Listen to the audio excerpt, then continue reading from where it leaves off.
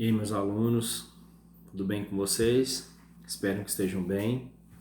Bom, essa videoaula aqui ela se refere ao conteúdo de biologia, referente ao capítulo 4, onde nós vamos tratar sobre o sistema digestório. Na verdade, o sistema digestório ele é visto tanto no capítulo 4 quanto no capítulo 5. Então eu vou explicar os dois capítulos nesse mesmo vídeo. O vídeo vai ficar um pouquinho longo, eu acho que provavelmente uma meia hora, mas eu vou tentar ser bem sucinto nas informações. Bom, só relembrando que no capítulo anterior, no capítulo 3, nós vimos os grupos de nutrientes. Então nós vimos que os carboidratos têm função energética, a proteína função construtora, lipídios função energética de reserva, vitaminas e sais minerais função reguladora. Só que quando nós ingerimos um alimento e esse alimento ele vai conter um desses grupos nutricionais, né, ou mais, ou todos esses grupos nutricionais, dependendo do alimento, esses nutrientes eles estão numa forma muito grande. São macromoléculas, são moléculas invisíveis a olho nu, mas mesmo assim elas são muito grandes para poderem atravessar a parede do intestino, cair na corrente sanguínea e chegar até a célula. Então elas precisam ser quebradas em pedaços menores. Na verdade, isso é digestão, né? A palavra digestão significa quebra. Bom, e essa digestão ela acontece de duas formas, de forma mecânica e forma química.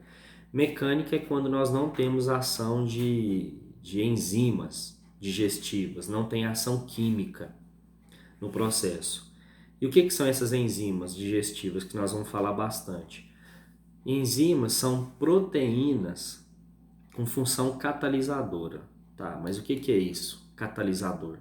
Um catalisador é algum agente que acelera uma reação química. Então, as enzimas digestivas, né, são catalisadores biológicos porque elas aceleram o processo de digestão, elas aceleram a reação química. Uma reação química que demoraria várias horas, dias ou até mesmo anos, dependendo aí do que for digerido, digerido em pouco tempo, é muito acelerado através da ação das enzimas. Além de ser acelerado, gasta-se menos energia quando nós temos aí o auxílio das enzimas digestivas. Então a digestão ela pode ser mecânica quando não tem participação química ou química quando nós temos ação enzimática.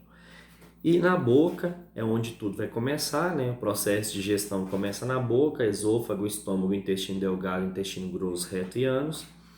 Esse é o tubo digestório. Na boca nós vamos ter o processo de mastigação e deglutição. A mastigação nada mais é do que uma digestão mecânica, a quebra do alimento em partículas menores pela ação dos dentes. Então nós temos aí dentes que vão amassar, triturar, rasgar o alimento, mas para facilitar esse processo, para melhorar esse processo, nós vamos ter a participação da saliva. A saliva ela vai umedecer, vai amolecer esse alimento e vai facilitar o trabalho dos dentes. E aí nós temos as glândulas salivares que vão produzir essa saliva. Nós temos a parótida, que fica aqui atrás, nós temos a submaxilar, que fica embaixo, e a sublingual, que fica atrás da língua, debaixo da língua. Então essas três glândulas elas vão produzir a saliva, e a saliva vai no primeiro momento umedecer o alimento e amolecê-lo. Mas nessa saliva nós já temos também enzimas que vão fazer a digestão. A enzima presente na saliva é a amilase salivar ou pitialina.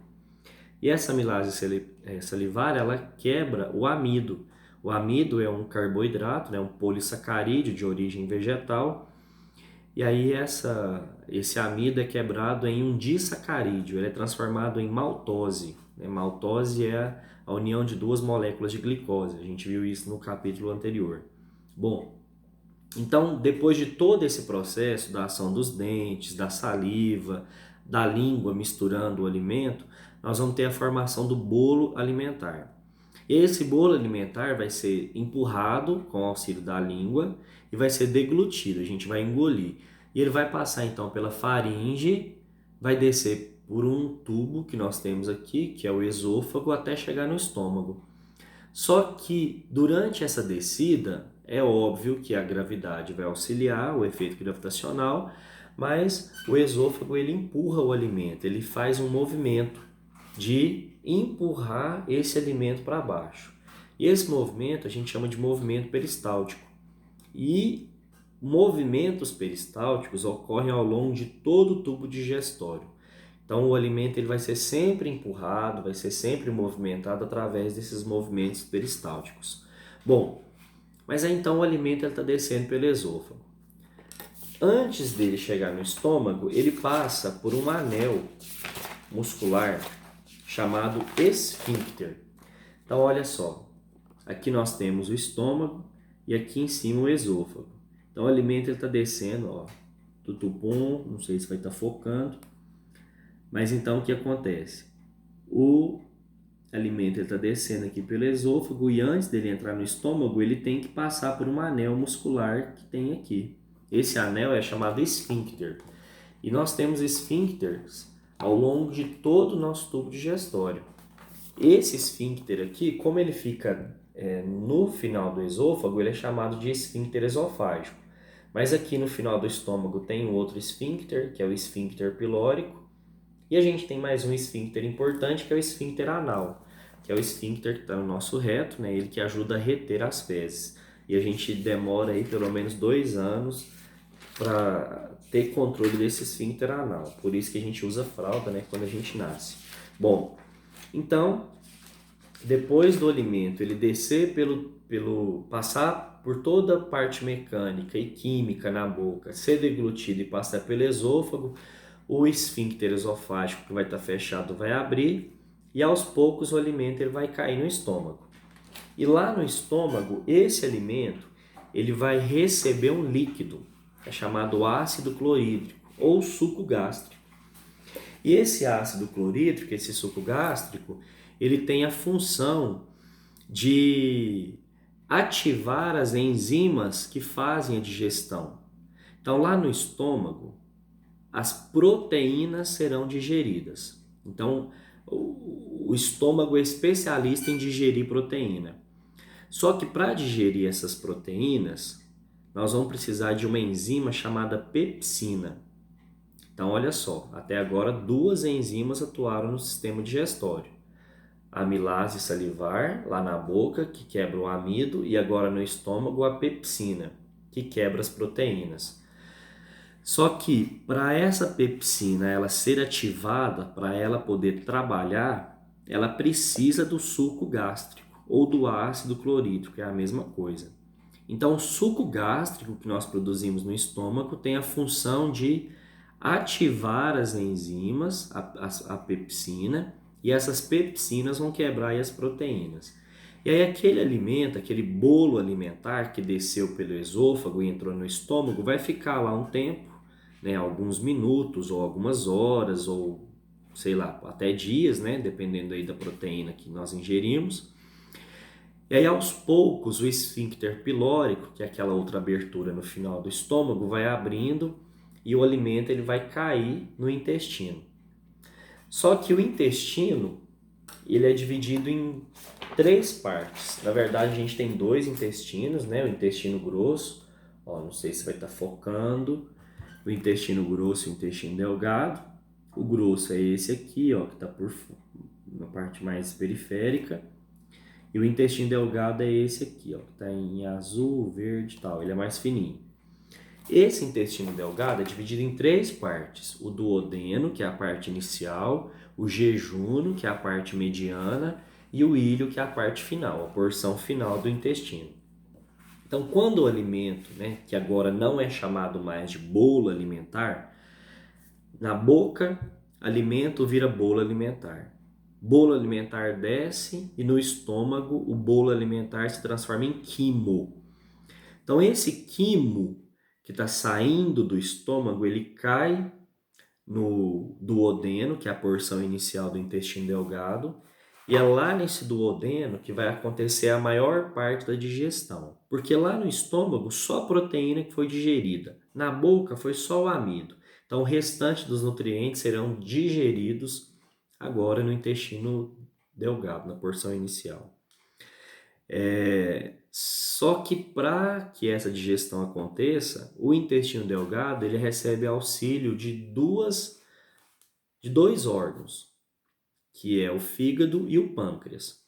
O fígado ele produz a bile, que é um suco, um líquido que vai ajudar na digestão dos lipídios, das gorduras.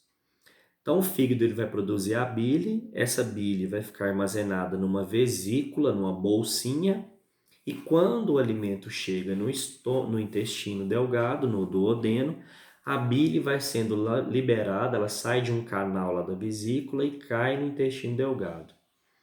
E lá no intestino delgado, essas gorduras elas são emulsificadas. Então, o que isso quer dizer? A bile ela não quebra as gorduras, ela não digere gordura, só que ela ajuda a reduzir o tamanho das moléculas. E isso vai facilitar a ação das enzimas. É como se fosse um detergente. A bile é comparada sempre a um detergente. O detergente ajuda a remover gordura, a remover, diminuir o tamanho das moléculas de gordura. A bile faz a mesma coisa.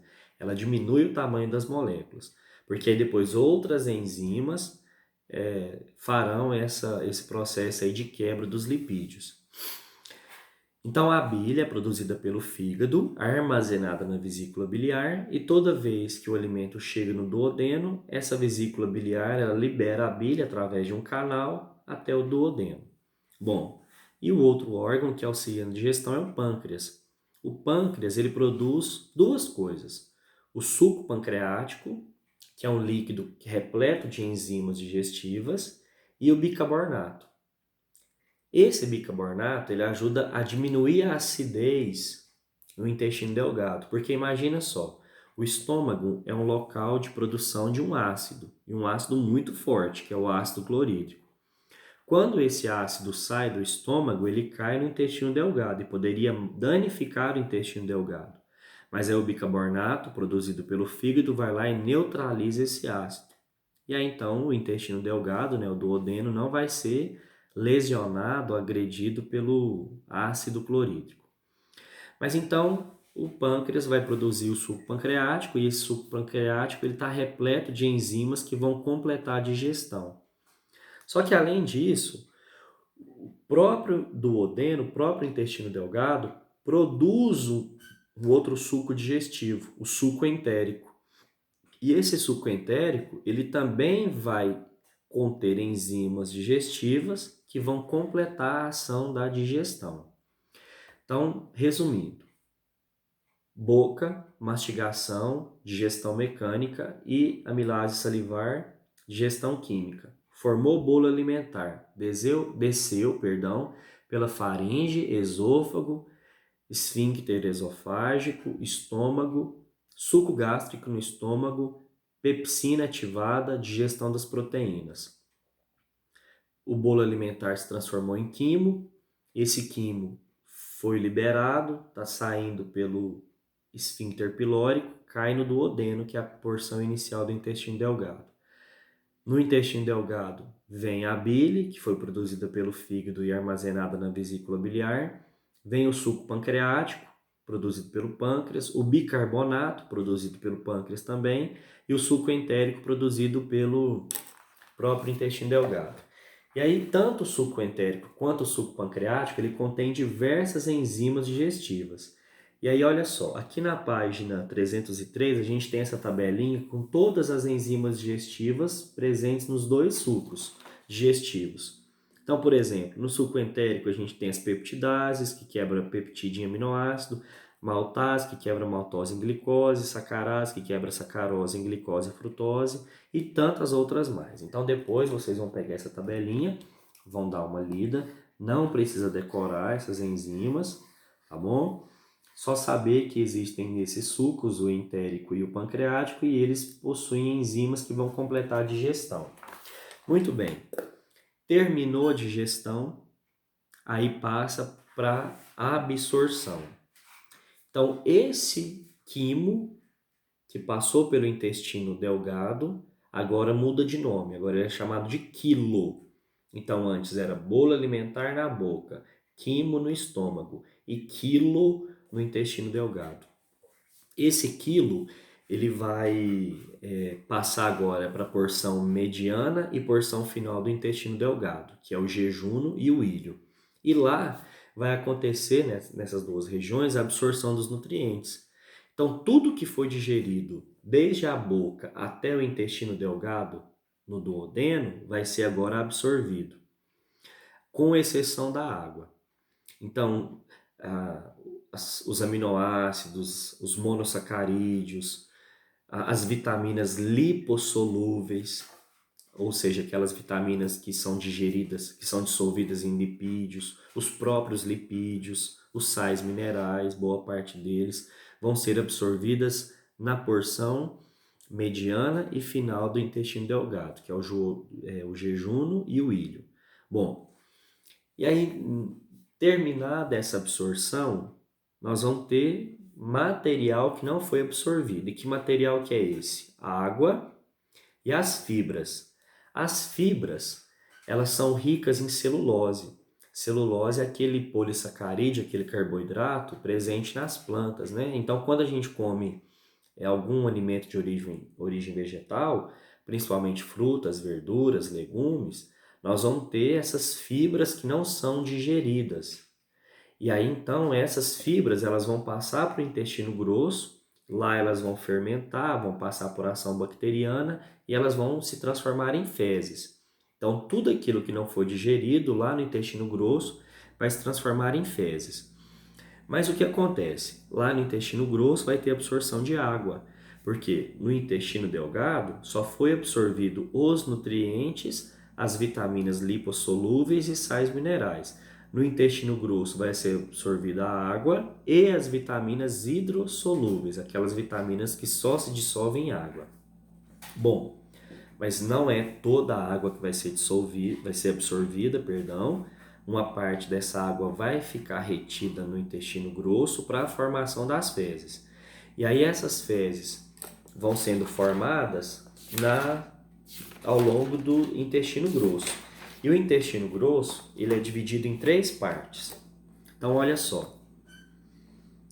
Saindo aqui do intestino delgado, a gente começa o intestino grosso. Então, subiu, a gente tem o colo ascendente. Depois nós temos o colo transverso e aqui o colo descendente. Então, as fezes elas vão começar a ser formadas aqui no final do colo ascendente, colo transverso, colo descendente. E aí, aqui, olha, nessa região a gente tem um reto. Então, nessa região, as fezes já estarão praticamente prontas para serem liberadas. E aí, a gente controla, né, a liberação dessas fezes e elas vão sendo liberadas aí à medida que a gente vai ao banheiro. Bom, então, mais uma vez, resumindo, começou na boca. Amilase salivar, digestão mecânica, mastigação, deglutição, esôfago, esôfago, estômago, intestino delgado, dividido em 3 partes, né? O duodeno, o jejunum e ilho. O duodeno digere, jejunum e ilho absorvem. Para o duodeno digerir, vai precisar do auxílio do fígado, que produz a bile, e do pâncreas, que produz o suco pancreático e o bicarbonato. E o próprio suco entérico, que o intestino delgado produz. Porção final do intestino delgado, absorção. Intestino grosso, absorção de água e vitaminas hidrossolúveis e formação das fezes. Bom, e aí as fezes vão sair pelo ânus. Muito bem, então terminamos o tubo digestório. E é só como complemento, lá no início do intestino grosso, no final do intestino delgado, a gente tem o apêndice, que é uma estrutura, um órgão bem pequenininho, parece o dedo de um dedo mindinho. E durante muito tempo, imaginava-se que no ser humano ele era um órgão vestigial, um órgão que não tinha função mais. Mas em outros mamíferos, a gente já sabe há muito tempo que ele tem função imunológica. Agora, as pesquisas elas mostram, né, que o apêndice ele tem sim uma possível função. No apêndice, nós temos uma flora de bactérias que são bactérias boas, bactérias que nos protegem das bactérias ruins. Então, além de algumas células de defesa. Então, o apêndice está ligado à defesa do nosso tubo digestório, principalmente aí do intestino grosso. Então, é um órgão importante, mas que infelizmente algumas vezes ele inflama e aí tem que fazer uma cirurgia de emergência, né? Que é a cirurgia para retirar o apêndice, ou cirurgia do apendicite. Muito bem. Então, olha só. Nesses 20 minutos de videoaula, nós vimos o capítulo 4 e o capítulo 5. O que eu vou deixar de tarefa para vocês? Ao longo dessa semana, eu quero que vocês façam todas as atividades do capítulo 4 e do capítulo 5. E aí eu vou gravando vídeos, corrigindo e comentando esses exercícios, tá bom? Mas qualquer dúvida que vocês tiverem, vocês podem me mandar no WhatsApp ou colocar aqui no comentário do vídeo alguma sugestão, alguma pergunta ou algum comentário qualquer. E estamos aí para auxiliar vocês, tá bom? Grande abraço e tchau.